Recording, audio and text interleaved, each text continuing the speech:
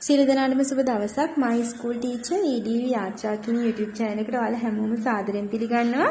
ඉතින් මම අදත් අරගෙන ආවා යාලට අලුත් පාඩමක් මනෝවිද්‍යාව යටතේ පාඩම් අංක 9. ඉතින් මම කලින් මතක් කරොත් එහෙම අපි කලින් කරේ පාඩම් ඔක්කොම මාර්ගෝපදේශය හා උපදේශනය කියන මාතෘකාව යටතේ තමයි අපි 5 6 7 8 කියන මේ මාතෘකාව ඔක්කොම කතා කරේ. ඉතින් මං කෝ එක ගොඩක් පුළුල් මාතෘකාවක් ගොඩක් දෙනෙක් ඉල්ලලා තිබ්බා මේ මාතෘකාව ගැන කතා කරන්න කියලා. ඉතින් මං අද ඒකේ අන්තිම කොටස. ඒ කියන්නේ අද කතා කරන්නේ මේ උපදේශන සේවා න්‍යායයන් හා උදව් කිරීමේ ප්‍රවේශයන් ගැන.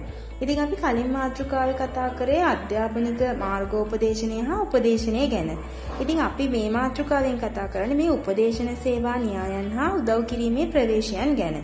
එතකොට දැන් මේ උපදේශන සේවා න්‍යායයන් හා උදව් කිරීමේ ප්‍රවේශයන් කියලා ගත්තාම මේ උපදේශනාත්මක දෘෂ්ටියකින් මිනිස්සු දිහා බලන්න යොමු වෙච්ච මේ විවිධ මනෝවිද්‍යාඥයින් මිනිසුන්ගේ සිතයි මිනිසුන්ගේ චර්යාවයි පිළිබඳව මේ අනාවරණය වෙලා දැන් අනාවරණය වුණානේ. එතකොට දැන් මේ Taman විසින් මේ අනාවරණය කරගන්න ලද තොරතුරු පදනම් කරගෙන මේ උපදේශන සේවා න්‍යායයන් ගොඩනගාගෙන තියෙනවා.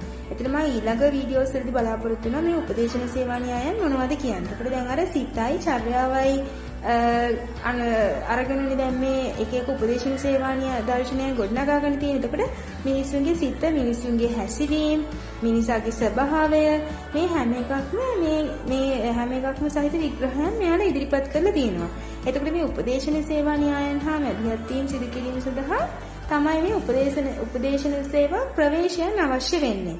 ඒ කියන්නේ උපදේශන සේවා න්‍යායයන් හා මැදිහත් වීම සිදු කරන්න තමයි මේ උපදේශන සේවා ප්‍රවේශයන් ගොඩනගලා තියෙන්නේ.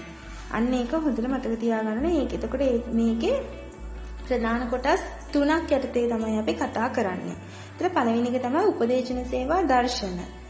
ඊළඟ එක තමයි උපදේශන සේවා න්‍යායයන්. ඊළඟ එක තමයි උපදේශන සේවා ප්‍රවේශයන්. එතකොට මේක ගත්තාම දැන් මේ මම අර කලින් කිව්වාගේ දැන් මේ උපදේශන සේවා දර්ශනයි උපදේශන සේවා න්‍යායනුයි එකතු වෙලා තමයි මේ උපදේශන සේවා ප්‍රවේශයන් හැදිලා තියෙන්නේ. එතකොට විවිධ උපදේශන සේවා ප්‍රවේශයන් න්‍යාය විග්‍රහයන් ඉදිරිපත් කරලා තියෙනවා මිනිස්සු ගැන. එතකොට දැන් මේ ගුරු භූමිකාව තුළ මේ මාර්ගෝපදේශනය එහෙම නැත්නම් මේ උපදේශක භූමිකාව ක්‍රියාත්මක කරන්න සිදුවෙන අවස්ථාවලදී ගොඩක් වෙලාවට Tamanට පුළුවන් ඉතාම උපරිම සාර්ථකත්වයකින් මේ ක්‍රියා කරන්න ගුරුවරයාට මේ උපදේශන සේවා දර්ශනයන්, එතකොට මේ උපදේශන සේවා න්‍යායයන්, එතකොට මේ උපදේශන සේවා ප්‍රවේශයන් මේ හැම එකක්ම අවශ්‍ය වෙනවා. එතකොට දැන් මේ න්‍යායයන් හා ප්‍රවේශයන් ගත්තාම මේ ගැන පුළුල් අවබෝධයක් ලබා ගන්නවා. අපි ගත්තොත් එහෙම ඒ ගැන පළවෙනි කාරණාව විදිහට තම පෞද්ගලික මතිමතාන්තර හා විශ්වාස ඇදහිලි වලින් වෙන්න උදව් කළ හැකිවීම. ඇත්තටම ඕයි කියන්නේ අපිට මේ පෞද්ගලික මතිමතාන්තර හා විශ්වාස ඇදහිලි වලින් වෙන්න අපිට උදව් කරන්න පුළුවන් වෙනවා. ඊළඟ එක තමයි පටු පෞද්ගලික අදහස් මත ක්‍රියා කිරීමෙන් උදව් අවශ්‍ය පුද්ගලයා තවත් අසිරුතාවයන්ට පත්වීම වළක්වා ගන්න පුළුවන්. ඒ කියන්නේ පටු පෞද්ගලික අදහස් මත ක්‍රියා කිරීමෙන් උදව් අවශ්‍ය පුද්ගලයා තවත් අසීරුතාවයට පත්වීම වළක්වා ගන්න පුළුවන්. තුන්වෙනි එක තමයි යෝග්‍ය ප්‍රවේශයන් ඔස්සේ නිර්වෘල් ක්‍රමවේද භාවිත කරමින් ගැටලු සහිත පුද්ගලයා ප්‍රගතිය කරා ගෙන යා හැකියි. යෝග්‍ය ප්‍රවේශයන් ඔස්සේ නිර්වෘල් ක්‍රමවේද භාවිත කරමින් ගැටලු සහිත පුද්ගලයා ප්‍රගතිය කරා ගෙන යාමට හැකියාව තියෙනවා. අවසාන එක තමයි න්‍යායාත්මක හා විද්‍යානුකූල පදනමක් මත මැදිහත් වීම සිදු කිරීමෙන් උපදේශන සේවාවන්ගේ කීර්තිය හා ගෞරවය ආරක්ෂා කරගත හැකිවීම. න්‍යායාත්මක හා විද්‍යානුකූල පදනමක් මත මැදිහත් වීම සිදු කිරීම නිසා මේ උපදේශන සේවාවන්ගේ කීර්තිය හා ගෞරවය ආරක්ෂා කරගත හැකිවීම කියලා අපිට පෙන්වා දෙන්න පුළුවන්.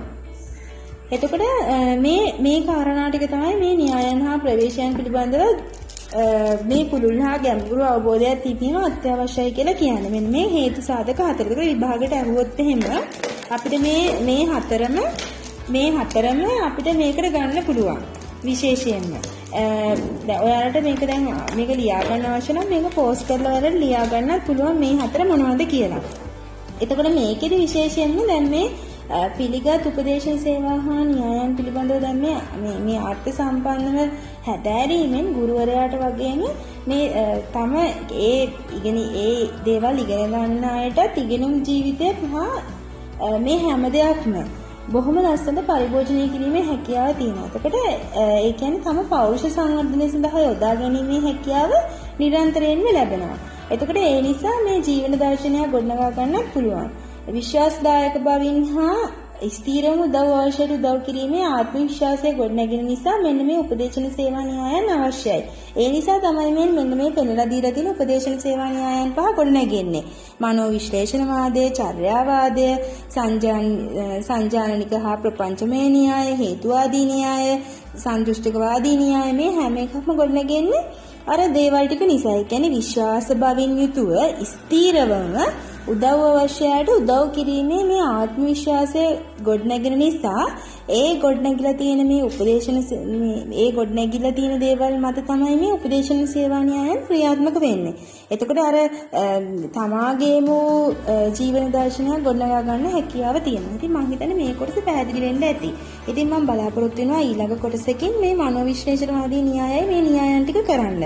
එතකොට අපි ඉදිරියේදී බලමු මේවා කොහොමද මේ න්‍යායන් ක්‍රියාත්මක වෙලා තියෙන්නේ සහ ගොඩනැගිලා තියෙන්නේ කොයි විදිහටද කියලා. ඉතින් ඔයාලට මේකෙන් ලොකු අවබෝධයක් ලැබෙන්න ඇති කියලා මම විශ්වාස කරනවා. ඉතින් ඔයාලට මේක හොඳයි කියලා හිතනවා නම් ඔයාලට ලයික් කරන්න පුළුවන්, කමෙන්ට් කරන්න පුළුවන්, තව යාළුවෙක්ට බලන්න ෂෙයා කරන්න පුළුවන්.